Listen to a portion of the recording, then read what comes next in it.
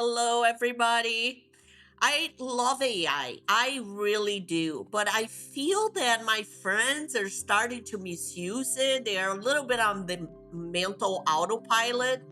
Ashok, confession time. What's the last time you actually wrote an email all by yourself?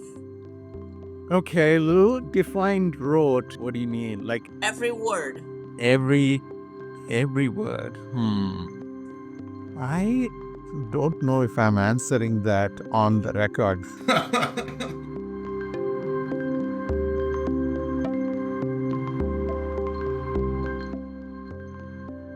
And that's the problem. You literally can't remember. And you are definitely not alone. I want to use the Comet Atlas, automate form filling, which is fine. But did you even read it while you were submitting? Ah. Be honest. Okay. In my defense, it was business expense report.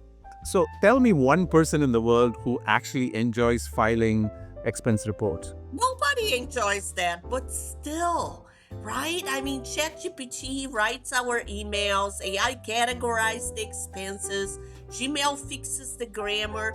That's fine, but are we getting smarter or our brains are melting? Lou, I prefer to say AI is optimizing our brains. Let's call it at that, okay? Let's just call it at that. Yeah, I mean, what one thing you should know is like it is true that the average human attention span has decreased from like I don't know 12 seconds to 8 seconds just in a matter of a decade and a half. I mean, that's like less than a goldfish. Let's see what I'm saying. I mean, there is actually a term called AI brain rot. I Googled myself. Yeah, I mean, brain rot is basically when you outsource so much thinking to your devices and systems that your actual brain, starts to atrophy, which is like, like a muscle you don't use, you lose. Yeah, but see, that's the thing. AI isn't making us stupid, of course not, but using AI lazily is. When I asked ChatGPT to explain something instead of reading 5 articles, what do you think? Is it good or I is it bad? mean, you are taking a shortcut, which is fine. I mean, until you realize like you actually didn't learn anything. You just took a shortcut and you borrowed the answer quickly. I mean, that's not the same as like, imagine if you were like reading a book summary versus reading a book. Did you actually get to enjoy the book? Yeah, but you could learn something, right? But I mean, if you just wanted a quick answer and borrow, but didn't,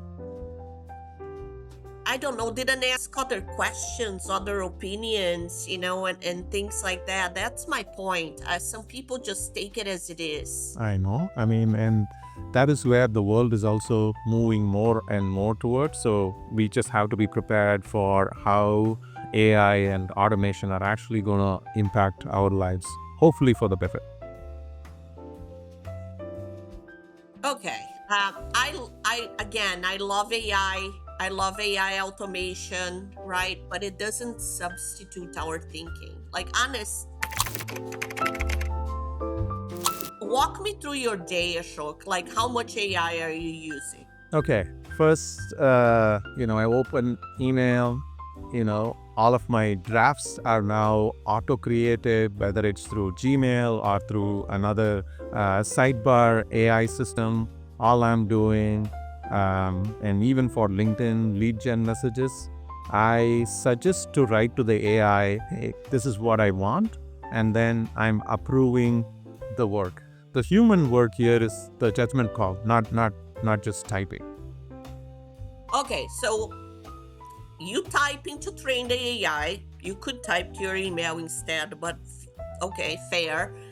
But you're not sending just what AI suggests, right? You are the one that is just saying, okay, I like this or I don't like that, and you modify it according to what you see fit. Correct, because ultimately, the receiver is not seeing that AI wrote the message. Even though it might sound like it, there are ways to customize it. and it's your job to make sure you review it and make sure it looks professional. Then I just open the sidebar in my comment browser.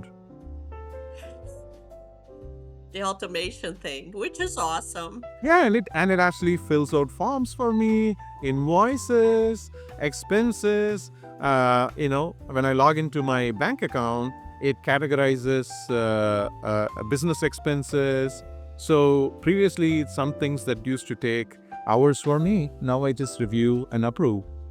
I am all for that. I really am. But if you are reviewing it, or not creating documents and here send, which I have seen people do.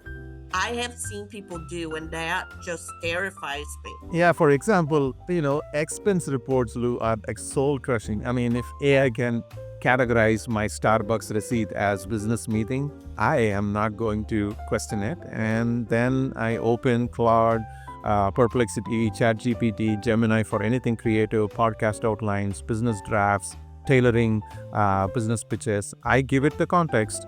It writes my first draft, then I polish. Yeah, but sometimes I seen you write a text like this long, giving the context. So what's the point, right? Why can't you just write it yourself? Because you have to train AI to do it. Correct, right? But I think it can take mountains of unstructured text, and as long as you are giving the context, it is able to take that, understand your style, and it keeps learning as you are interacting more with it, and it gives you a polished write-up that would have taken me probably hours to write. I mean, coming from English as a second language, for me, it is something that some of these AI systems do very, very well. And I agree with you. I just wanted you to remember our last podcast editing. We were training so much. I'm like, give me this thing. And I just start doing it because it's like, you have to keep training. For me, it's faster if I do it. But a lot of things are not going to be like that. And if you train, maybe you don't have to do 2 times. I agree with you. Not just, I just don't like when people use AI for the sake of AI and it's not really doing anything. Correct, right? I think, and also one of the things that we need to be aware of is like AI can misinterpret your context, make mistakes. But honestly, Lou, because of AI, I'm like faster than where I was like a few years ago, like 10x faster.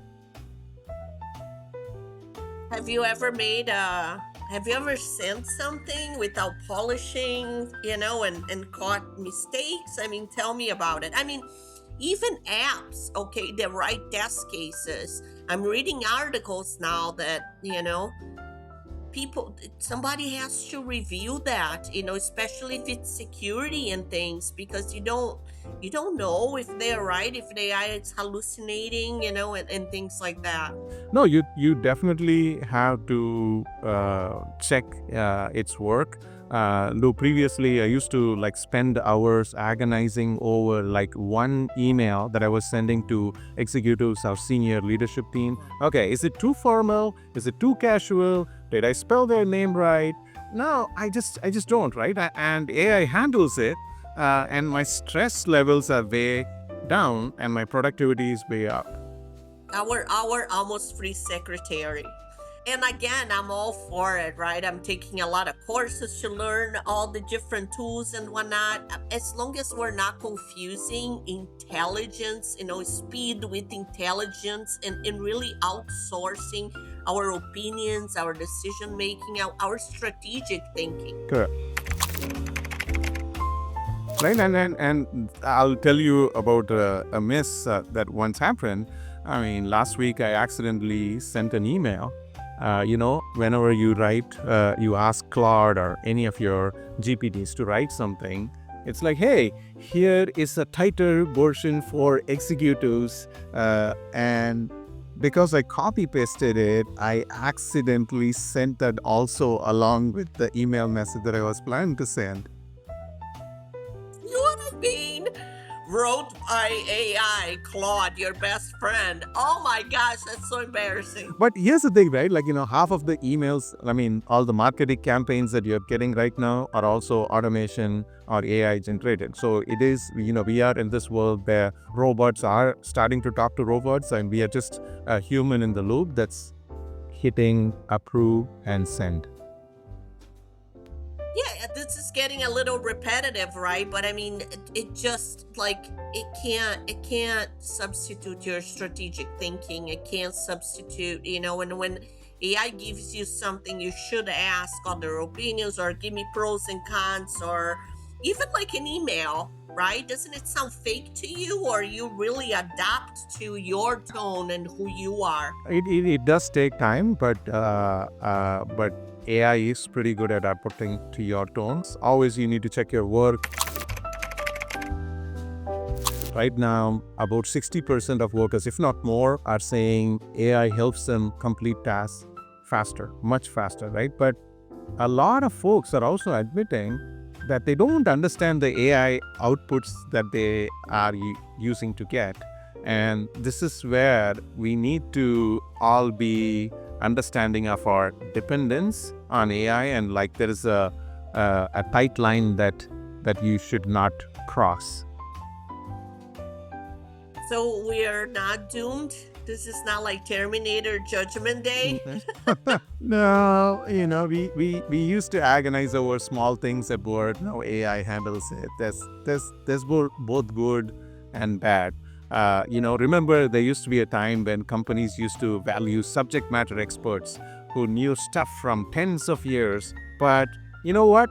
Depending upon their personality and how good of a team player they were, they may not share all their knowledge and experience because that was job security for them. But now anybody can ask a AI or knowledge-based system, why remember facts and insights when you can just prompt? True. Well, don't confuse insights with experience, too, right? It's a thin line. It really is a thin line. You can't 100% trust the output, uh, right? You can prompt something, how to interact with people and make decisions. And I think that we are both saying the same things. Things can be left unchecked. At least right now, I don't know. Right? Maybe in the future. Well, I mean, I love that AI can code apps. Like, for example, for my startup called Questimet, like in literally 3 months, I was able to write code a private beta product, and I uncoded in a really long time, right? And that's the type of help that AI can do for us. So some AI is helpful, some AI is brain rot, depending upon how you use it. Yeah. Yeah, the code development is really amazing. I was playing with some of that, and that I agree. Take advantage, right? It's just pure efficiency, and the more you train it, the better off you are. But until you fully train it, you gotta watch it. Don't leave it unchecked. Can you imagine releasing something to the market? And I mean, there are lawsuits right now, on companies because they, release things and they lost money. There are, like I said, there are lawsuits, there were liabilities, but the more you train it, the better off you are. So I think that's a perfect, beautiful use of AI, but still not unchecked. Okay, let's play a comparison game, okay? Let's just see the old way or the new way. Let's just rip the band-aid off. I already know the answers. I think everybody know the answers, but that Ashok is gonna answer, right? So some rapid fire examples, and you tell me, Ashok. Old, 10 minutes drafting, editing, stressed over tone, or new, 30-second prompt, done. I mean, you can instruct the AI on the style, and over time it starts understanding your tone better. So I would always nowadays go for the 30-second prompt more than the 10-minute draft because time is precious. But after you train it, right? And it I mean, sounds like it you. happens over time, right? Like once you start giving it the input, you get the output, and you start giving it feedback saying, this is not what I meant, this is what I meant. It will start improving. Yeah, I'm 50-50 on that one because I think you end up typing more than you typing the email yourself. And that's just like me with the podcast outline. You know, a patient went off. I'm like, stop, give me this, you know. But how about business proposal? Man, that's an area where I feel like back in the day when we used to work together, we spent weeks, if not months, on like writing PRDs and business documents, which involved weeks of research, formatting, interviews, polishing. Now all you got to do is the interviews, and the script gets put into documents in less than a few hours. Agree. It's amazing. It is amazing how much time saving that is. This one is very helpful, right? Because you can input what you want to say, your strategic thinking, your proposal, but it just formats everything for you. It's so easy. How about learning new topics, right? All the way, reading 5 articles, taking notes, synthesizing new. Explain this like I'm 5 years old, type of thing. And honestly, a lot of times even my little ones ask me for explanation of something, and when I just feed it to the AI explanation is usually better, and they do agree with that. So I agree with you. I agree with you. I love debating with AI. I think that I get a lot of benefits from that. I think this, or give what do you think, and how about this? Just like if it was a coworker or a teammate. I love that. Okay, creative work. Old stare at a blank page, suffer, right? Eventually write something, or AI that generates 3 options and you pick the best. yeah, that one is like, we all have to question, like, is that when your creativity anymore? We just have to be a little bit more careful on that type of creativity, because that's exactly where you're starting to offload your thinking, and that can be useful in some cases and also dangerous in other cases, right? Like, I think it's always better to say, hey, these are the different directions that I'm thinking. For example, if you're saying like, hey, how do I 3x my business? You should have some ideas, and then ask it to neatly organize it, and then come up with like decisions and trade-offs, and be my thinking partner, and or like my product advisor, and give me feedback, right? That is totally valuable, because that takes so much of your time in the past, but nowadays it could all be done in a matter of hours. Yeah, so a stat drop here. AI users report 40% time savings on routine tasks, but 30% says they feel disconnected from their work. So we're faster, but we're emptier. No, I mean, and then that is gonna be the case more and more, and the AI knowledge jealousy among tech workers is also very real. For example, you might have a certain level on the AI knowledge spectrum, and then you might see another peer, and they are like posting all these advanced prompts and RAG models and context and all of that, and you're like, yeah, am I behind the curve on this? So We're always gonna be right, every day. right, and the more you do doesn't mean like you're gonna feel happy and content, because now AI has actually upped our productivity game.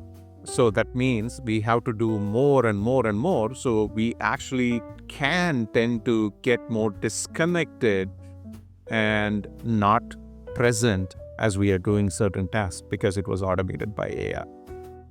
And that is why I got worried about you. We're talking about an episode, we're exchanging ideas. All of a sudden, he went there to talk to Claude, right, his best friend, and he had an outline. And I'm like, shook. We didn't even stop exchanging ideas yet. But again, right, like if we're using as a starting point and we are just feeding more information to it, AI is definitely our best friend. I'm a little more cautious using AI.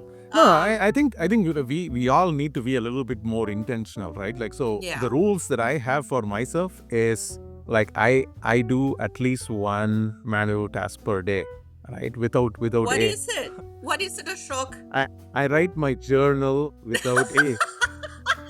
I would hope that you write your own journal. Uh, Oh my goodness. Imagine I'm like training AI to write my journal. Oh That would my be crazy. gosh. But Yeah, yeah, there are that is people who still do crazy. that. Right? I mean, when Comet or Atlas autofills a form, it's still your job to spot check it because those systems are still learning, growing, and they do make a lot of mistakes. I am reverting back to writing podcast outlines with you by hand first and then using AI to expand, right? Like that's how we can keep our brain engaged. Yes, I agree on the outline. Absolutely. And I agree on the engagement too, So, one way of using AI and being extremely engaged, like I said, is just debate your thoughts, debate your theories, use AI as a teammate. And that has worked very well. So, my question to you, Ashok, is so we're not doomed? Nope, no. I mean, we are Not Judgment Day? no judge. I mean that it'll be judgment day when we stop thinking and even giving all of the decisions to the AI. Then we can all be ready for some universal income. I hope that day is far away. But we are fine as long as we keep learning and stay curious. Yes. So, going back to the title of this episode, is AI causing brain rot? For me, a little. Yeah, I've lost some things like my memory is not as good as it used to be. For example, I mean, I don't know if you remember before the smartphone, we all used to remember our friends' phone numbers and all of that, right? But but now I've gained time, and honestly, you know what? I get more done. Yeah, no, I agree. It's a trade-off. It's a trade-off for all of us. It's always a trade-off, right? The question is whether we are all making it consciously or are we like sleepwalking into it. That's funny. So, listeners, what when was the last time that you wrote something without AI? And be honest, because we already confessed Yes. here. You can DM us at 2 coffees in. Let's see if anyone has some cleaner hands than Ashok's here. Well, spoiler, most of them won't. This is two coffees and this is Ashok. This is Lou. We see you in 2 weeks, assuming our brains haven't melted yet, guys. So, thank you. Be safe.